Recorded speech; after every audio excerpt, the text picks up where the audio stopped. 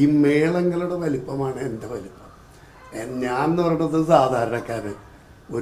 എനിക്കെന്തോ ദൈവം ഒരു നിയോഗം പോലെ നല്ല വേദികൾ തന്നു, നല്ല അവസരം തന്നു.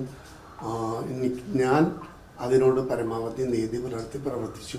എനിക്കിവിടെ വരെ എത്താൻ കഴിഞ്ഞത് എൻ്റെ മഹാഭാഗ്യം. പിന്നെ സംഭവിക്കുന്നത് എന്തും നല്ലതിനെന്ന് ഞാൻ ചിന്തിക്കാറുള്ളൂ. അതുകൊണ്ട് ഈ ദേവസ്വം ഇപ്പോൾ എടുത്ത തീരുമാനത്തിനെ സന്തോഷത്തോടെ സ്വീകരിക്കുന്നു. അത് എൻ്റെ നന്മയ്ക്കാവും. ഞാൻ പാറമേക്കാവ് ദേവസ്വത്തിൻ്റെ ഭാഗമാണ്. ഇന്നും എന്നും നാളെ പാറമേക്കാവ് ദേവസ്വത്തിൻ്റെ തട്ടകത്ത് എനിക്ക് സ്വന്തമായി താമസിക്കാൻ ഒരു ഇടം വരെ ഞാൻ നേടി വെച്ചിട്ടുണ്ട്. അപ്പോൾ പാറമേക്കാവ് തട്ടകക്കാരനായി, പാറമേക്കാവ് ഭഗവതിയുടെ ദാസനായി ദേവസ്വത്തിൻ്റെ അല്ലെങ്കിൽ പൂരത്തിൻ്റെ മൊത്തം വലിപ്പത്തിന് വേണ്ടി എന്ത് ചെയ്യാൻ സഹകരിക്കാൻ കടപ്പെട്ടവനാണ് ഞാൻ. അത് എൻ്റെ ജീവിത അവസാനം വരെ ഉണ്ടാവും. മറ്റേതെന്ന് പറഞ്ഞത് മേളം കൊട്ടാൻ ഇത്രയും അവസരം കിട്ടിയ വേറെ കലാകാരന്മാർ അപൂർവമാണ്. അപ്പോൾ മറ്റുള്ളവർക്ക് അവസരം ഉണ്ടാവണം.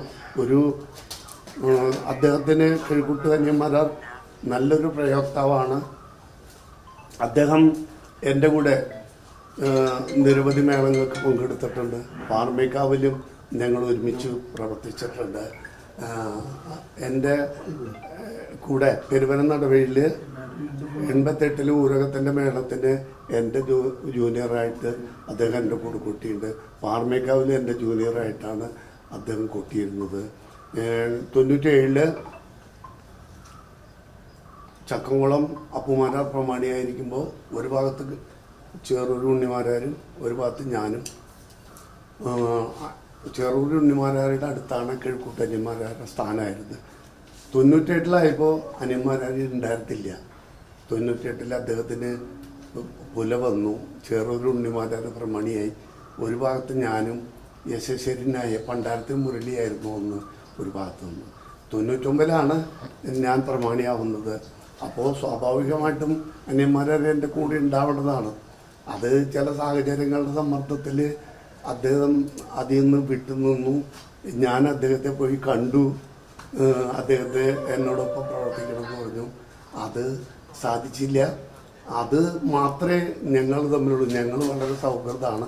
അദ്ദേഹം നല്ലൊരു കലാകാരനാണ്. ഏപ്രിലാണ് തൃശ്ശൂർ പൂരം. ഏപ്രിൽ 30 തൃശ്ശൂർ പൂരം.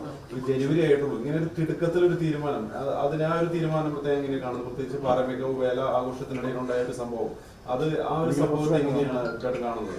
അല്ല, അതൊന്നും അങ്ങനെ ചേർത്ത് വായിക്കണ്ട.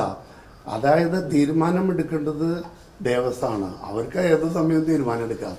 അതൊന്ന് ആഴ്ച എഴുതിയെടുത്താൽ ആർക്കും ഒരു ഉത്കണ്ഠ ഇല്ലാതെ കഴിയും. അപ്പൊ തീരുമാനം ഉടനെടുത്തത് ദേവസ്വത്തിന്റെ നല്ല തീരുമാനമാണ്. ദേവസ്വമായിട്ട് ഒരു പ്രശ്നമില്ല.